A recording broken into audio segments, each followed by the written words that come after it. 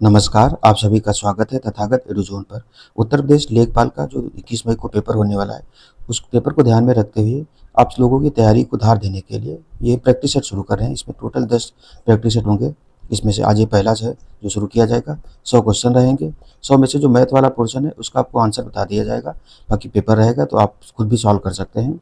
चलो शुरू करते हैं। बाकी तथागत एडुज़ोन नाम से चैनल है, आप इसे सब्सक्राइब कर लीजिए, जिसमें यूपी ट्रिपल एससी के जो लोअर पीसीएस उसके लिए प्लस यूपी पीसीएस के लिए जो भी एग्जाम होते हैं उनके लिए करंट अफेयर्स और जीएस वाला पोर्शन आपको कराया जा सकेगा। तो इसमें जो पहला प्रश्न है वो है, भारत आने वाला प्रथम यूरोपीय देश कौन सा था? तो यहाँ देश की बात की गई तो पहला कौन सा हो जाएगा? पुर्तगाली। 1498 में कौन आया था? तो वास्को डी गामा आया था। फिर कादम्बरी के लेखक कौन है? तो ये बाणभट्ट हैं। ये हर्ष के दरबारी कवि थे, उन्होंने लिखी थी। और भारत का जो व्यवस्थित इतिहास है पहला इन्हीं ने लिखा था। भारत में विश्वविद्यालय अनुदान आयोग की स्थापना किस वर्ष की गई थी? तो ये 1953 में की गई थी। असहयोग आंदोलन क्यों बंद किया गया था? तो असहयोग आंदोलन शुरू कब हुआ था? तो 1920 में शुरू किया गया था इसको। और उसके बाद में 1922 में यानी कि 4 फरवरी 1922 को जो घटना हुई थी, चौरी चौरा वाली घटना हुई थी, उसके कारण बंद कर दिया गया था। तो हिंसा के कारण 4 फरवरी को हुई थी घटना। और कहाँ हुई थी? तो चौरी चौरा घटना गोरखपुर में हुई थी। ये भी डेट भी पूछी जाती है। भारत में शासन करने वाले दिए गए शासकों का कालक्रम का सही क्रम क्या है? तो ये शासक दिए गए, इनका क्रम पूछा गया है। तो इसका जो ऑप्शन है सी सही है। 4-3-1-2 इल्तुतमिश, ये 1210 से लेकर के 1236 तक रहा था। उसके बाद अलाउद्दीन खिलजी, ये 1296 से लेकर के उसके बाद में 1316 तक रहा था। फिर शेरशाह सूरी 1545-40 से लेकर के देखेंगे 40 से 45 तक रहा था। उसके बाद में 1556 से लेकर के 1605 तक अकबर रहा था। तो संविधान की अगला क्वेश्चन है, संविधान सभा की जो प्रारूप समिति है उसके अध्यक्ष कौन थे? तो ड्राफ्टिंग कमेटी जो थी उसके अध्यक्ष डॉक्टर भीमराव अम्बेडकर थे। उसमें टोटल 7 सदस्य थे, तो इनको काउंट करके 7 सदस्य थे। भाषा के आधार पर राज्यों का पुनर्गठन किस वर्ष किया गया था? तो 1956 में जो फजल अली आयोग बना था, राज्य भाषा आयोग बना था, उसके आधार पर इसका गठन किया गया था। तो 1956 में पुनर्गठन किया गया था। 1953 में पहला राज्य कौन सा बना था? तो आंध्र प्रदेश बनाया गया था भाषा के आधार पर जो राज्य बनाया गया है। अगला है, भारतीय संविधान के अनुच्छेद 243 ख के अधीन गठित ग्रामीण क्षेत्रों के लिए स्व सरकार की संस्था कौन सी? तो है ये 243 जो बी है उसके तहत ग्राम पंचायत का गठन किया गया है। फिर भारतीय संविधान के अंतर्गत निम्नलिखित में से कौन एक मौलिक कर्तव्य नहीं है? तो मौलिक कर्तव्य जो है 1976 में सोर्सिंग समिति की सिफारिश पर 10 मौलिक कर्तव्य जोड़े गए थे। और आर्टिकल कौन सा था? 51 ए के तहत शामिल किए गए थे। 10 थे टोटल, अभी कितने हो गए? 11 हो गए हैं। तो जो 2002 में जो शामिल किया गया शिक्षा वाला माता पिता का अधिकार जो कर्तव्य है उसको शामिल करके, तो ये जो लोक चुनाव में वोट डालना सिफारिश की गई थी बट इसको शामिल नहीं किया गया था। उसका कौन सा ऑप्शन? ए हो जाएगा सही। फिर आगे देखेंगे 10 नंबर का क्वेश्चन क्या है, अंतर्राष्ट्रीय शांति और सुरक्षा की अभिवृद्धि संविधान के किस अनुच्छेद के तहत विषय है? तो अनुच्छेद जो डीपीएसपी वाला है उसके तहत अनुच्छेद जो 51 है उसके तहत अंतर्राष्ट्रीय शांति और सुरक्षा की बात की गई है। अगला है, जादूगुड़ा वर्तमान में किस खनिज के लिए प्रसिद्ध है? तो यूरेनियम जो खनिज है जादूगुड़ा में खान है इसकी। कहाँ है? तो ये झारखंड में है, वहीं पर यूरेनियम की खान है। निम्नलिखित में से कौन भारत के प्राकृतिक बंदरगाह हैं? तो यहाँ प्राकृतिक बंदरगाह की बात की जा रही है। ये सारे बंदरगाह हैं बट प्राकृतिक बंदरगाह की बात करेंगे तो कौन सा हो जाएगा? कोच्चि और विशाखापत्तनम। विशाखापत्तनम आंध्र प्रदेश में है और कोच्चि कहाँ पर है? ये केरल में है। फिर निम्नलिखित में से किस देश से होकर भूमध्य रेखा गुजरती है? तो ये केन्या है। जो करीब 12-13 देश हैं जो भूमध्य रेखा जिनसे होकर गुजरती है, तो अफ्रीका में केन्या है। केन्या से ही होकर के गुजरती है, भारत से नहीं जाती। भारत के नीचे श्रीलंका है, मैक्सिको से भी नहीं जाती है। तो इस तरीके से डोवर जल संधि जोड़ती किसको किसको है? तो ये इंग्लिश चैनल उत्तरी सागर को जोड़ती है। डोवर जल संधि फ्रांस और ब्रिटेन के बीच में है और इंग्लिश चैनल और उत्तरी सागर को जोड़ती है। फिर ग्रीष्म काल में उत्तरी मैदानों में बहने वाली पवन क्या कहलाती है? तो भारत में इसको लू कहा जाता है, उत्तरी मैदान जो है। फिर गरीबी हटाओ का नारा और गरीबी उन्मूलन पर विशेष जोर किस पंचवर्षीय योजना में दिया गया था? तो 5वीं पंचवर्षीय योजना जो थी 1974-75 के आसपास, उस समय इसको ये बहुत ज़्यादा हाईलाइट हुआ था। फिर अगला, स्मार्ट मनी जो शब्द है का प्रयोग तो क्रेडिट कार्ड के विषय में किया जाता है, स्मार्ट मनी। सूची 1 को सूची 2 से सुमेलित करना है, तो ये कोड दिए गए हैं उनके आधार पर सुमेलन करना है। क्या है इसमें? मानव विकास रिपोर्ट जो है ये किस वर्ष जारी हुई? विश्व आर्थिक दृष्टिकोण कब जारी हुआ है? विश्व निवेश रिपोर्ट कौन जारी करता है? और उत्सर्जन अंतर रिपोर्ट जो है इसको कौन जारी करता है? तो इसका ऑप्शन ए सही है। 3-1-4-2 3-1 मतलब क्या हो जाएगा? ए में हो जाएगा। एक है तीसरा, यानी कि संयुक्त राष्ट्र विकास कार्यक्रम जो है यूएनडीपी जारी करता है मानव विकास रिपोर्ट, ह्यूमन डेवलपमेंट वाली रिपोर्ट जो है। विश्व आर्थिक परिदृश्य कौन जारी करता है? तो अंतर्राष्ट्रीय मुद्रा कोष जारी करता है। और अंकटार जारी करता है, ये 4। विश्व निवेश रिपोर्ट अंकताड़ जारी करता है, और उत्सर्जन अंतराल जो अंतर रिपोर्ट जो है ये जारी करता है संयुक्त राष्ट्र पर्यावरण यूएनईपी जो है ये जारी करता है। 19 नंबर का क्वेश्चन है, संविधान का जो 101वां संशोधन था अधिनियम 2016 किससे संबंधित था? तो 2016 में जो संशोधन किया गया था इसको लागू 1 जुलाई 2017 से किया गया था। ये जीएसटी से संबंधित है, तो जीएसटी सुधारों से संबंधित है। फिर राष्ट्रीय ग्रामीण स्वास्थ्य मिशन का शुभारंभ कब किया गया था? तो एनएचआरएम जो था national health rural health mission, ये 12 अप्रैल 2005 से शुरू किया गया था। फिर वह तापमान जिस पर सेंटीग्रेड एवं फ़ारेनहाइट पैमाना समान होता है, तो ये कब होता है? -40 डिग्री सेंटीग्रेड पर ये दोनों समान होते हैं। अगले, आंसू का पीएच मान क्या होता है? तो 7.4 होता है, यानी कि हल्का क्या होता है? ये क्षारीय होता है आंसू। फिर घाव का अध्ययन क्या कहलाता है? तो ये टर्मेटोलॉजी कहलाता है, जो घाव का अध्ययन किया जाता है। अगला है, प्रकाश संश्लेषण में रोशनी किस ऊर्जा में परिवर्तित हो जाती है? तो रासायनिक ऊर्जा में। जो प्रकाश संश्लेषण में रोशनी है ये रासायनिक ऊर्जा में परिवर्तित हो जाती है। रासायनिक ऊर्जा के माध्यम से ही पौधे जो है अपने लिए भोजन और जो ऑक्सीजन का है वो करते हैं। सही मिलान करना क्या है? तो माइक्रोवेव ओवन का आविष्कार किसने किया था? पर्सी स्पेंसर ने किया था। यही एक सही होगा, फिर बाकी गलत है। अगला 26 नंबर का, ग्राम्य विकास का मुख्य उद्देश्य क्या है? तो प्राकृतिक, भौतिक और मानवीय संसाधनों का उपयोग और संवर्धन करना है। तो ग्राम विकास का मुख्य उद्देश्य ही दिया गया है। अगला है, ग्राम विकास के लिए विकास खंड बनाने की सिफारिश किस समिति ने की थी? तो अधिक अन्न उत्पादन समिति जो बनी थी इसने की थी। बलवंत राय मेहता समिति जो है 1957 में गठित हुई थी, और इसी के समिति का सिफारिश पर 1959 में कहाँ से? तो राजस्थान के नागौर से जो पंचायती राज प्रणाली है उसकी शुरुआत की गई थी। अशोक मेहता समिति 1977 में बनी थी, इसने 2 स्तरीय पंचायत की व्यवस्था की बात की थी। योजना आयोग तो 1950 में गठित हुआ था, 15 मार्च 1950 को इसका गठन किया गया था। फिर अगला है, सामुदायिक विकास कार्यक्रम की शुरुआत किस समय जिला स्तर पर प्रशासन का प्रमुख किसे बनाया गया था? यानी कि जो कम्युनिटी डेवलपमेंट प्रोग्राम जो चलाया गया था उसके आधार पर जिला स्तर पर जो प्रशासन का मुख्य किसे बनाया गया था? तो जिला कलेक्टर जो होता है यानी कि डीएम को बनाया गया था। फिर अगला है, काम के बदले अनाज कार्यक्रम वर्ष 2000 और 2001 में किस योजना के हिस्से के रूप में शुरू किया गया था? तो ये सुनिश्चित रोजगार योजना जो थी इसके एक हिस्से के रूप में काम के बदले अनाज योजना शुरू की गई थी।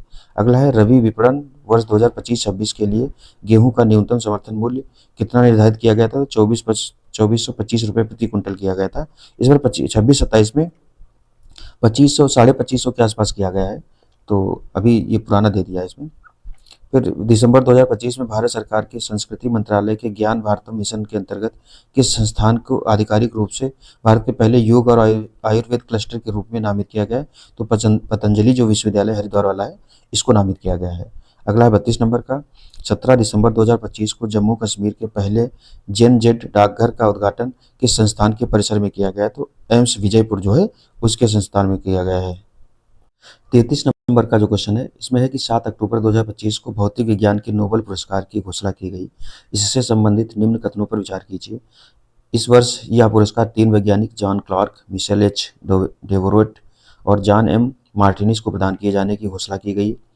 इन्हें यह पुरस्कार इलेक्ट्रिक सर्किट में माइक्रोस्कोपिक क्वांटम मैकेनिकल टनलिंग और ऊर्जा क्वांटाइजेशन की खोज के लिए प्रदान किया गया। तो ये दोनों सही हैं। फिर अगला है 34 नंबर का, 21 दिसंबर 2025 को प्रधानमंत्री नरेंद्र मोदी द्वारा आधारशिला रखी गई है Assam valley fertiliser and chemical company limited की अमोनिया यूरिया परियोजना कहाँ स्थित है? तो जो असम में है, नामरूप डिब्रूगढ़ जिला जो है असम का, वहाँ पर इसको शुरुआत की गई है। फिर अगला है, निम्नलिखित में से किस देश ने 19 दिसंबर 2025 को अमेरिकी सेंट्रल कमांड सेंटकॉम द्वारा सीरिया में शुरू किए गए ऑपरेशन हॉकाई स्ट्राइक में लड़ाकू विमानों के माध्यम से प्रत्यक्ष सहयोग प्रदान किया? तो जॉर्डन ने किया था।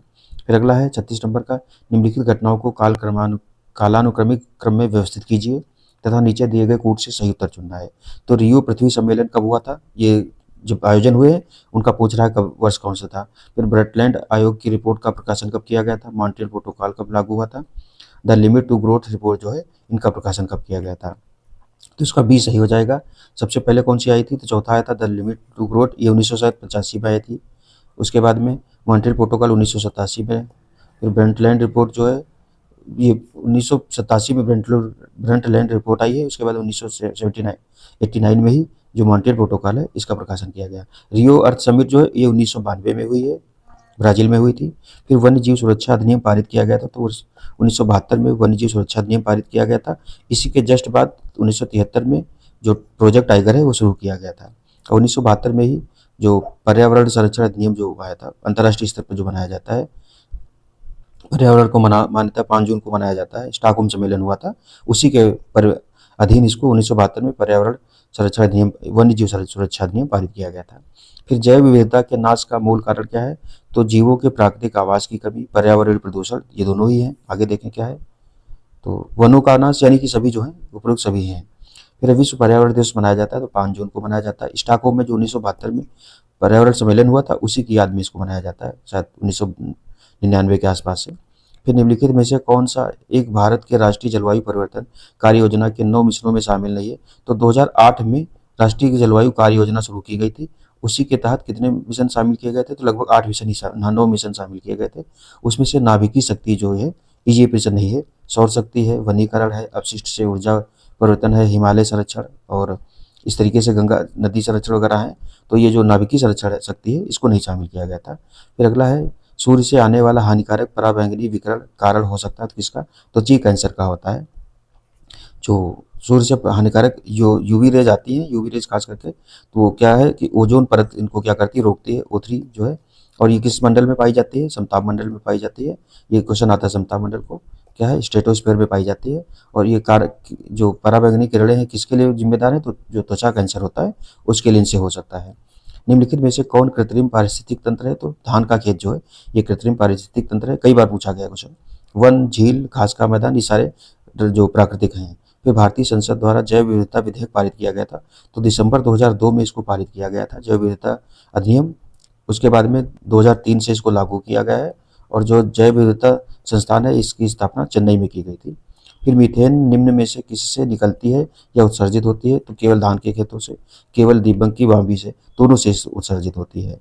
फिर 45 से लेकर के करीब 54 क्वेश्चन तक जो है, करीब 10 क्वेश्चन हैं जो मैथ या ग्राफ वाले दिए गए हैं, तो इसको देख लेते हैं। इसमें हम आंसर बता देंगे, बाकी ये आपका दिया है, आप लोग अगर चाहें तो इसको लगा भी सकते हैं। क्या इसका 45 नंबर का क्वेश्चन है, 2021 में कोलकाता, यानी कि अब देख लीजिए क्वेश्चन। फिर इसमें है 2021 में कोलकाता स्टोर, पटना स्टोर और धनबाद स्टोर पर जूते की औसत बिक्री का कितना प्रतिशत? 2022 में रांची स्टोर, आसनसोल स्टोर और गया स्टोर पर वो जूते की औसत बिक्री है, तो 129.03% है, यानी कि ऑप्शन सी इसका सही है। फिर अगला है, वर्ष 2020 के लिए सभी स्टोर के जूतों की औसत बिक्री का वर्ष 2021 के लिए सभी स्टोर के जूतों की औसत बिक्री से अनुपात क्या है? तो 24/43 अनुपात है, यानी कि 24/43 है। फिर 3 वर्षों के लिए पटना स्टोर की कुल बिक्री का 3 वर्षों के लिए आसनसोल स्टोर की कुल बिक्री से अनुपात क्या है? तो 190/325 है। फिर बी ऑप्शन इसका सही है। 48 नंबर का है कि गया स्टोर और पटना स्टोर पर मिलाकर 3 वर्षों में जूतों की बिक्री की कुल संख्या 3 वर्षों में धनबाद स्टोर और रांची स्टोर पर मिलाकर कुल बिक्री का लगभग कितना प्रतिशत है? तो ये ऑप्शन सी इसका है, 80.51% है। 49 है, 3 वर्षों में कोलकाता स्टोर, पटना स्टोर और रांची स्टोर की जूतों की बिक्री की कुल संख्या कितनी है? तो 1650, ऑप्शन सी इसका सही है। फिर 50 से 54 तक के जो क्वेश्चन है, ये दंड आलेख का अध्ययन और उस पर आधारित है, तो दंड दिया है, इस पर देख लीजिए। बाकी 50 नंबर का जो क्वेश्चन है, इसमें पूछा है 2015 और 2016 का औसत उत्पादन निम्नलिखित में से किन वर्षों के युग्म के औसत उत्पादन के बिल्कुल बराबर था? ये ऑप्शन इसका सी है, 2012 और 2017 के बराबर। फिर 2011 की 51 नंबर का क्वेश्चन है, 2011 की तुलना में 2018 में खिलौनों के उत्पादन में लगभग प्रतिशत वृद्धि कितनी थी? तो 137.5% थी, ऑप्शन इसका ए सही है। फिर 52 नंबर है, पिछले वर्ष की तुलना में किस वर्ष उत्पादन में प्रतिशत वृद्धि सबसे अधिक थी? तो 2017, ऑप्शन बी इसका सही है। फिर अगला देखेंगे, 53 नंबर का क्वेश्चन है कि दिए गए कितने वर्षों में खिलौनों का उत्पादन दिए गए वर्षों के औसत उत्पादन से अधिक था? तो 4, ऑप्शन इसका बी सही है। फिर 54 नंबर है, 2013 से 2014 तक खिलौनों के उत्पादन में लगभग प्रतिशत गिरावट कितनी थी? तो 20% गिरावट थी, ऑप्शन इसका सी सही है। फिर हिंदी के कुछ क्वेश्चन है, निम्नलिखित में से कौन सा कार्यालयीय पत्र नहीं है? तो निमंत्रण पत्र जो है, ये कार्यालयीय पत्र नहीं है। प्रार्थना पत्र, प्रेस विज्ञप्ति, संपादक के नाम से पत्र, ये सारे ऑफिशियल लेटर के रूप में आते हैं। और खास करके सरकारी अगर ऑफिशियल लेटर देखेंगे तो ये प्रेस विज्ञप्ति वगैरह जो है, यही काउंट किए जाते हैं, सरकारी पत्र, अर्ध सरकारी पत्र, उसके बाद अधिसूचना, रिमाइंडर, ये सारे जो है। फिर दीर्घ का वर्ण विच्छेद दिया गया, तो वर्ण विच्छेद देखेंगे तो द है, यानी कि हलंत वाला दा रहेगा, पूर्ण दा होता तो उसमें री, ऋषि वाला जो री है वो लगा है, फिर गा है हलंत के साथ और आ है, तो ऑप्शन इसका ए सही है।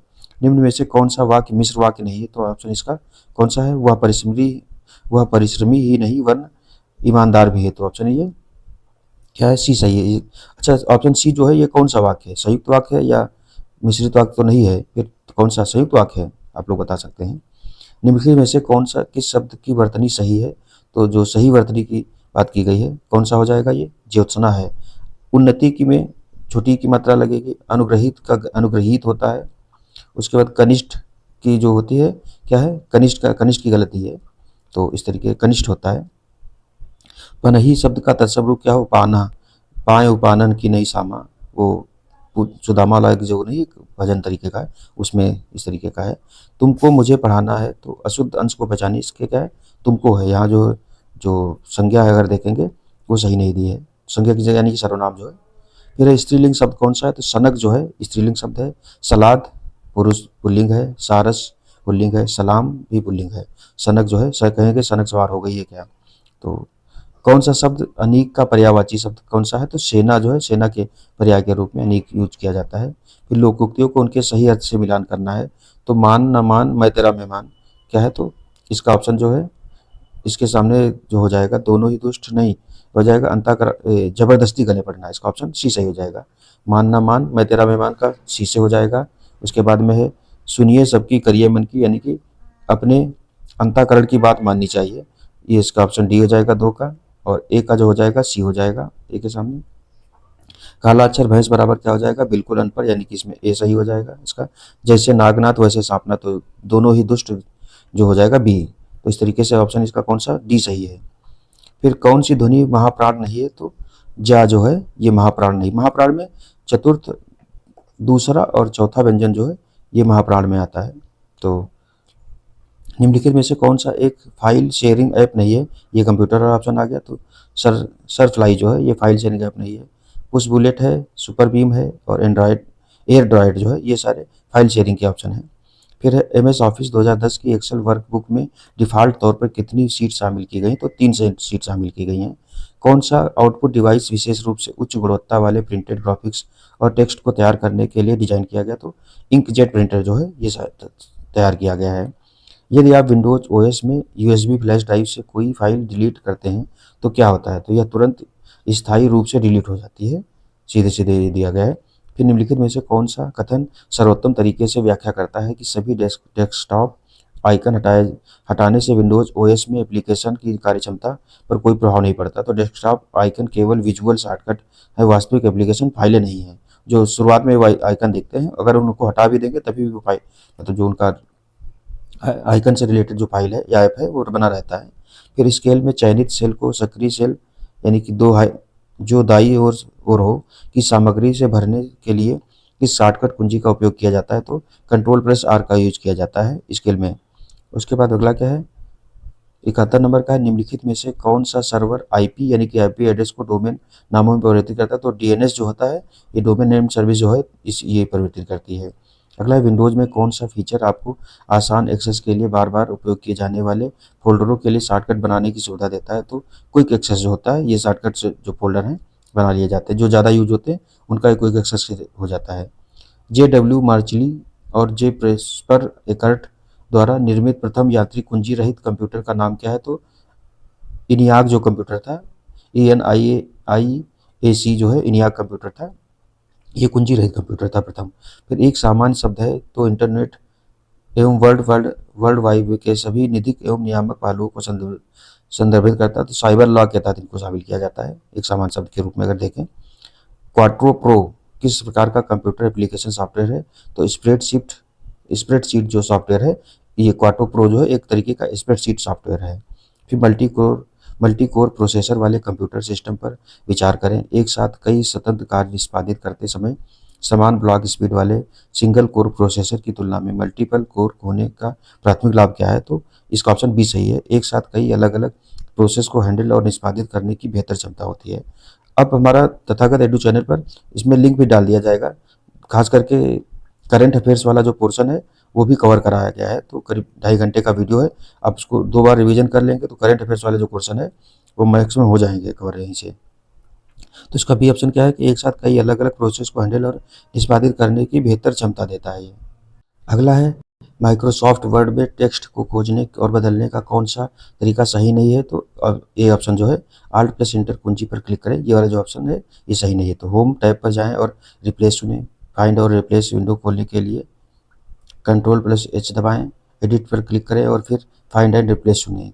फिर अगला है 78 नंबर, निम्नलिखित में से कौन सा ओपन सोर्स सॉफ्टवेयर नहीं है? तो माइक्रोसॉफ्ट जो ऑफिस है ये ओपन सोर्स सॉफ्टवेयर नहीं है।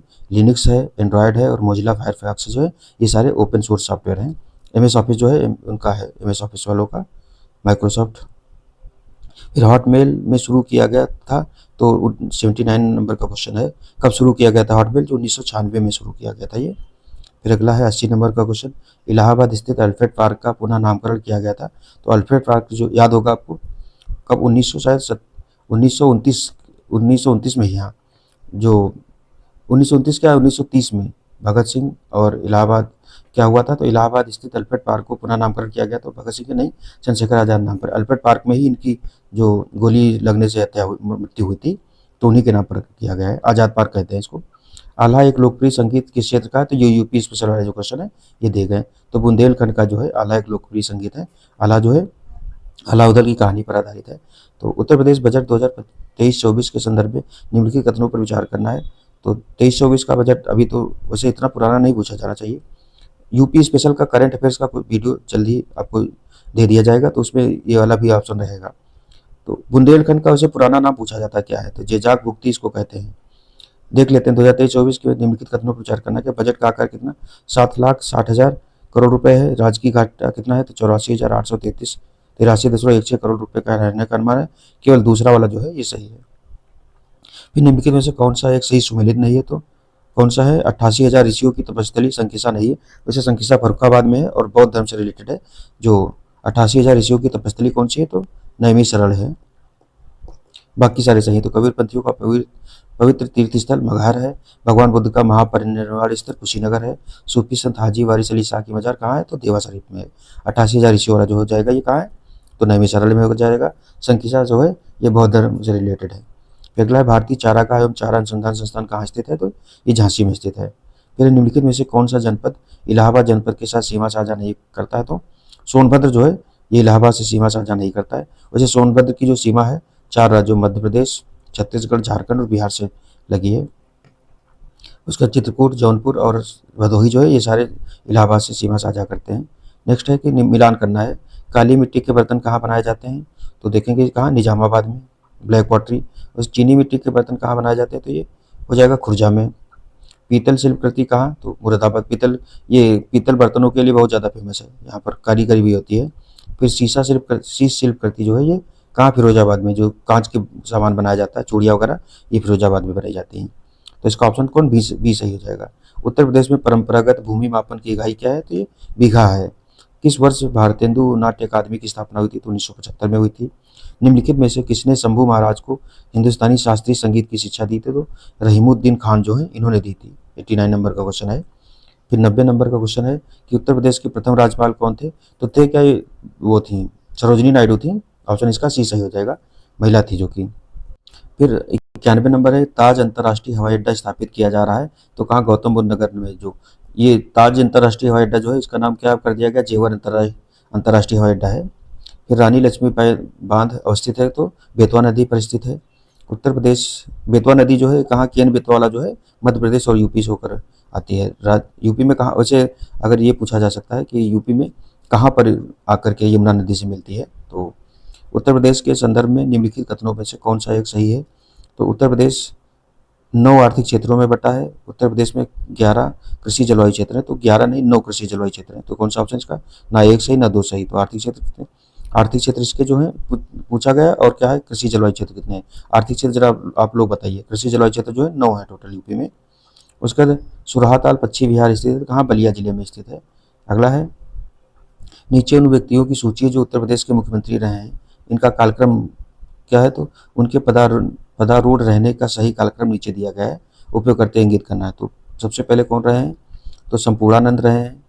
उसके बाद में 4 नंबर सुचेता कृपलानी रही थी। उसके बाद में 1 नंबर चौधरी चरण सिंह। उसके बाद कमलापति त्रिपाठी जो है इनका कार्यकाल इस तरीके से रहा है। फिर उत्तर प्रदेश शासन द्वारा जिस आयु वर्ग तक के बच्चों को प्राथमिक शिक्षा उपलब्ध कराने में उच्च प्राथमिकता दी जा रही है, तो 14 वर्ष तक के, जो 7 से लेकर 14 वर्ष तक के बच्चों को प्राथमिक शिक्षा प्रदान करने का लिए कहा, प्राथमिक और उच्च प्राथमिक जो है। फिर काशी तमिल संगमम 4 का आयोजन कहाँ? तो ये वाराणसी में ही होता है, काशी तमिल संगमम का आयोजन। फिर भारत के प्रथम chief of defence staff general Vipin Rawat की प्रतिमा का अनावरण कहाँ किया गया है? तो ये सैनिक स्कूल गोरखपुर में किया गया है। अभी नए जो चीफ ऑफ डिफेंस स्टाफ हैं बनाए गए, उनका भी नाम पूछा जा सकता है। फिर अगला, वित्तीय वर्ष 2022-23 में उत्तर प्रदेश का सर्वाधिक शहरी एमपीसीई किस जिले में दर्ज किया गया? तो गौतम बुद्ध नगर में किया गया है। फिर भारत कला भवन संग्रहालय स्थित कहाँ है? तो ये वाराणसी में स्थित है भारत कला भवन संग्रहालय। तो इस तरीके से 100 क्वेश्चन है ये शामिल किए गए थे। टेस्ट पेपर कैसा लगा या प्रैक्टिस पेपर, जो भी कहिए आप, कैसा लगा जरूर फीडबैक दीजिएगा। पेपर अगर अच्छा लगे तो इसको शेयर करिए और चैनल को सब्सक्राइब करना ना भूलें। मिलते हैं तब तक नेक्स्ट लेक्चर में अगले प्रैक्टिस के साथ। तो आप लोग पढ़ते रहिए, तैयारी को और अच्छा कीजिए। धन्यवाद। जय हिंद, जय भारत।